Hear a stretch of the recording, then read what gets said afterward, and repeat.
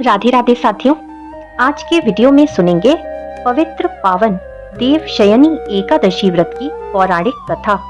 इस कथा को सुनने मात्र से ही भगवान विष्णु अत्यंत प्रसन्न होते हैं और प्राणियों पर अपनी मंगल कृपा बरसाते हैं। तो प्रेम से, भाव से और मन से इस व्रत कथा का श्रवण करें। धर्मराज युधिष्ठिर बोले, हे भगवान, आषाढ़ मास के शुक्ल पक्ष की एकादशी का क्या नाम है? उस दिन कौन से देवता की पूजा होती है तथा उसकी क्या विधि है, सो विस्तार पूर्वक कहिए। भगवान श्री कृष्ण बोले, हे राजन, एक समय नारद जी ने ब्रह्मा जी से यही प्रश्न पूछा था। तब ब्रह्मा जी बोले, हे नारद, तुमने कलयुग के जीवों के उद्धार के लिए सबसे उत्तम प्रश्न किया है, क्योंकि एकादशी का व्रत सब व्रतों में श्रेष्ठ है। इसके व्रत से समस्त पाप नष्ट हो जाते हैं। इस एकादशी का नाम पद्मा है। इसके व्रत करने से विष्णु भगवान अत्यंत प्रसन्न होते हैं। मैं एक पौराणिक कथा कहता हूँ, सो ध्यान पूर्वक सुनो। सूर्यवंशी मानधाता नाम का एक राजा था। वो सत्यवादी, महाप्रतापी और चक्रवर्ती था। वो अपनी प्रजा का पुत्र की तरह पालन करता था। इसकी समस्त प्रजा धन धान्य से परिपूर्ण थी और सदैव सुख पूर्वक रहती थी। उसके राज्य में कभी अकाल नहीं पड़ता था। एक समय राजा के राज्य में अकाल पड़ गया और प्रजा अन्न की कमी के कारण अत्यंत दुखी रहने लगी। राज्य में यज्ञ होने बंद हो गए। एक दिन प्रजा राजा के पास जाकर प्रार्थना करने लगी, हे राजन, समस्त विश्व की सृष्टि का मुख्य कारण वर्षा है। इसी वर्षा के अभाव से राज्य में अकाल पड़ गया है और अकाल से प्रजा मर रही है।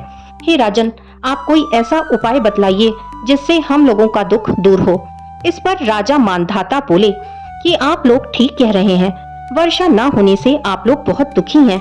राजा के पापों के कारण ही प्रजा को दुख भोगना पड़ता है। मैं बहुत सोच विचार कर रहा हूँ, फिर भी मुझे अपना कोई दोष दिखलाई नहीं देता। आप लोगों के दुख को दूर करने के लिए मैं बहुत प्रयत्न कर रहा हूँ।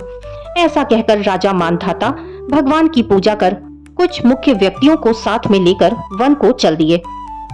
वहां वह ऋषियों के आश्रमों में घूमते घूमते अंत में ब्रह्मा के पुत्र अंगीरा ऋषि के आश्रम पर पहुंचा। उस स्थान को राजा रथ से उतरा और आश्रम में आया। वहां मुनि अभी नित्य कर्म से निवृत्त हुए थे कि राजा ने उनके सम्मुख प्रणाम किया और मुनि ने उनको आशीर्वाद दिया। फिर राजा से बोले कि हे राजन, आप इस स्थान पर कैसे पधारे हैं, सो कहिए। राजा बोला, हे महर्षि, मेरे राज्य में 3 वर्ष से वर्षा नहीं हो रही है। इससे अकाल की स्थिति पड़ गई है और प्रजा दुख भोग रही है।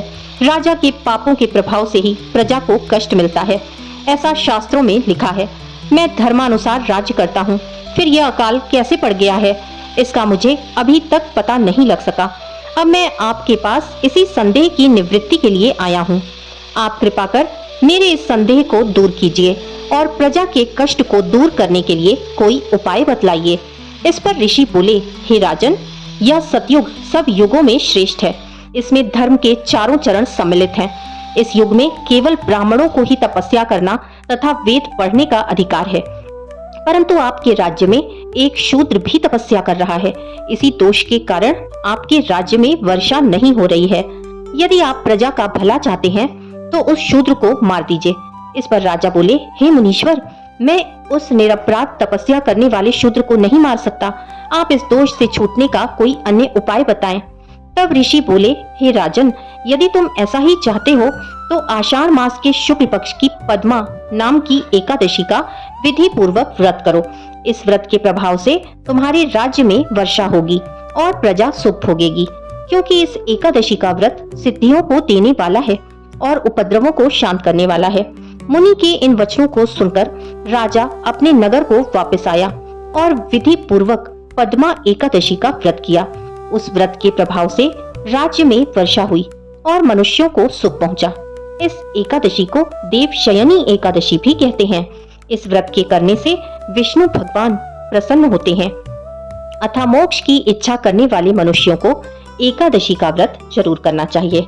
देवशयनी एकादशी व्रत कथा संपूर्णम। फिर से मिलेंगे मेरे चैनल कृष्णा माखन चोर पर। तब तक के लिए राधे राधे।